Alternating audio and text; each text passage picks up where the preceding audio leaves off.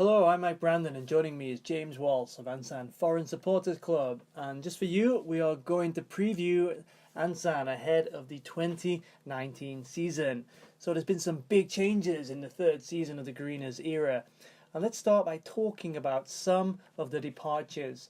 The squad has had quite an overhaul, and that includes the departures of Raul Tarragona and also most recently Egon. So James, how much of a loss will these players be?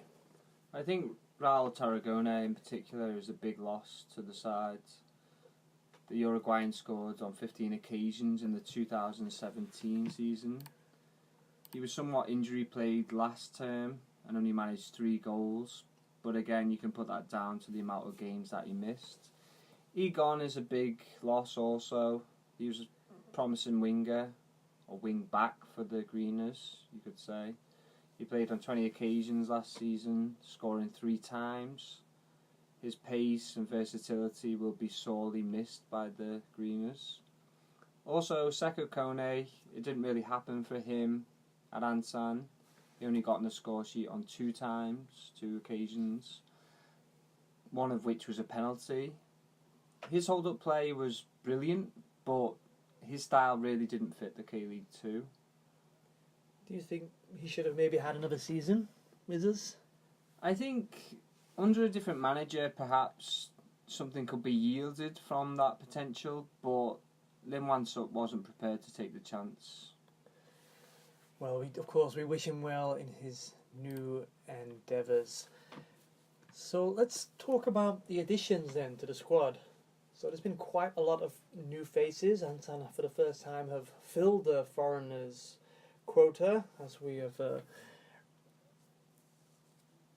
actually no, we haven't. Fidel has left, of course, but we have brought in a trio of new faces from abroad and a plethora of players from the domestic market. So who should we be getting excited about in the new season? Well, certainly Masatoshi from Kyoto Sanga, I think, is one of the more exciting acquisitions that we've made in the winter window. He's a forward with a lot of potential that seems to have lost his way somewhat coming up through the junior ranks there, but hopefully will find his feet in the K-League 2. I think the Brazilian pair of Vintachenko and Favre is really promising. The latter has played for Gyeongnam and knows the league well, and should have a shorter adaptation period, one would hope, because of that previous experience. And as you mentioned, a plethora of Korean players, many of which have a lot of experience of the K-League. In particular, the ones that jump out to me that I'm most excited about are left-back Kim Jin-rae from Suwon Blue Wings. He was on loan at Anyang last term and played in excess of 20 games for them, scoring on 1 occasion. We also have a few quotes from Myo, who is a Daegu freak who works for K-League United like ourselves. He was speaking about the Daegu pair of defender Lee Jun-hee and Kim Dae-yeol who had joined.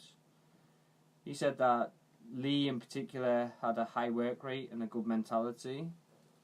So hopefully, with experience like that added to the ranks, we'll be in and around the playoff spots. I think that should be the aim this season, certainly.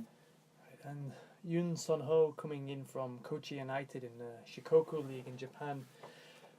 That gives us a little bit more international experience. Do you think this added streetwise will help Ansan as they go through the season? Yeah, well, you would certainly hope so. Those guys have been around the block and know what it takes to perform in different international leagues.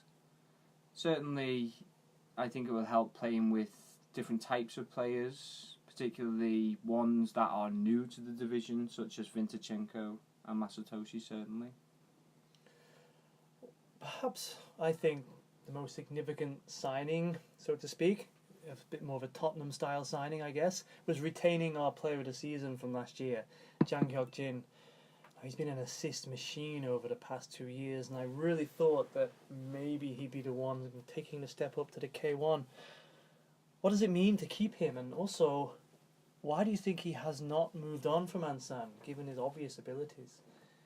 Well, he played for Gangwon previously. Again, he did well there. You could pin it on loyalty. That's perhaps the romantic side of me that's talking there. But certainly, if we talk about his ability, he is definitely one of our better players going forwards. Our biggest playmaker in terms of an attacking threat, an offensive eye for a pass, certainly. He got 8 assists last season. Could have been more. That was in a side that didn't really give him the ball as often as maybe they should have done or looked to have done. Him and Choi Ho-ju in particular are the big two, I'd say, offensive players that will provide service to Vintachenko and Masatoshi this season. One would certainly hope so.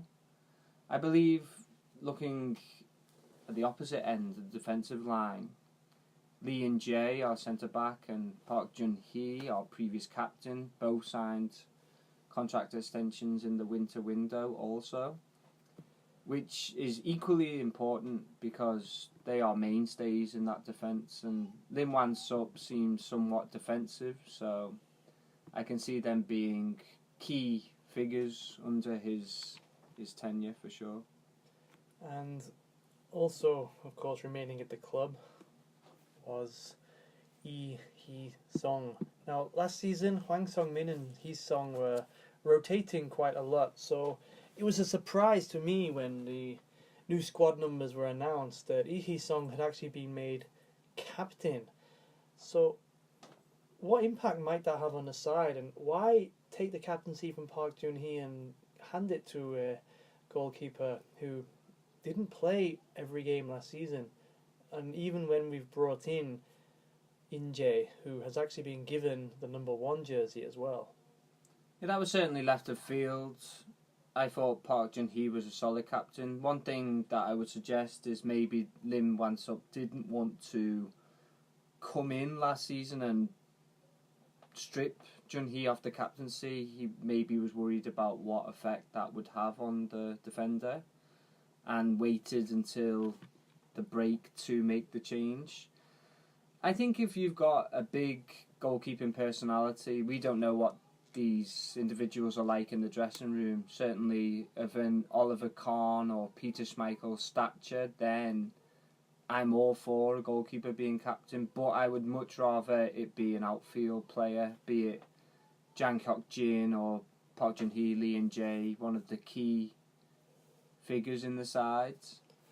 Yeah, we want someone really leading, or can lead the side forward. I'm not quite sure, even if Lee Hee-sung will end up being the goalkeeper for the whole season based on what happened last year.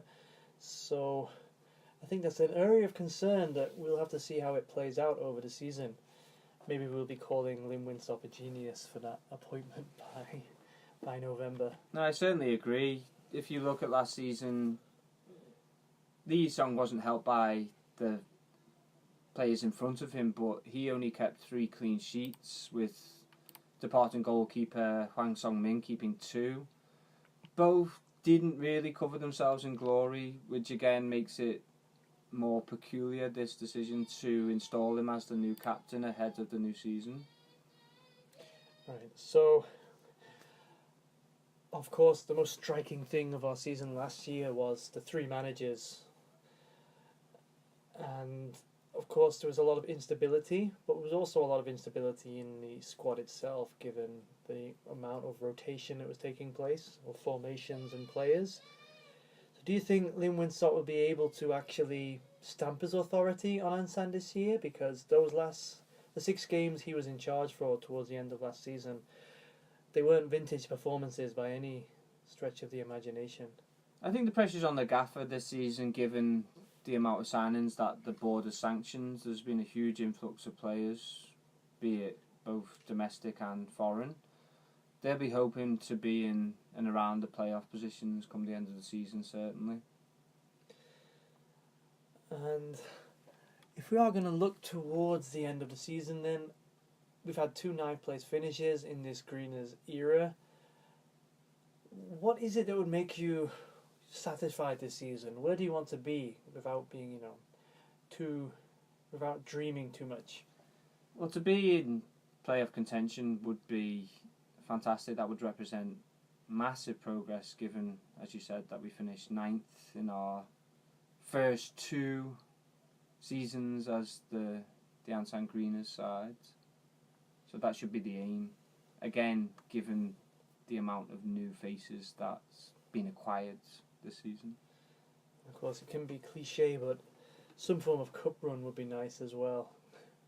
No, certainly, yeah. Okay, well, thank you for listening to our preview for Ansan Greeners in 2019. You can find more information about Ansan and Ansan Greeners at ansanfsc.com, and also our previews go up regularly on kleagueunited.com, so look out for those too. So, on a scale of 1 to 10, how excited are you for the Wolves to get their teeth sank into?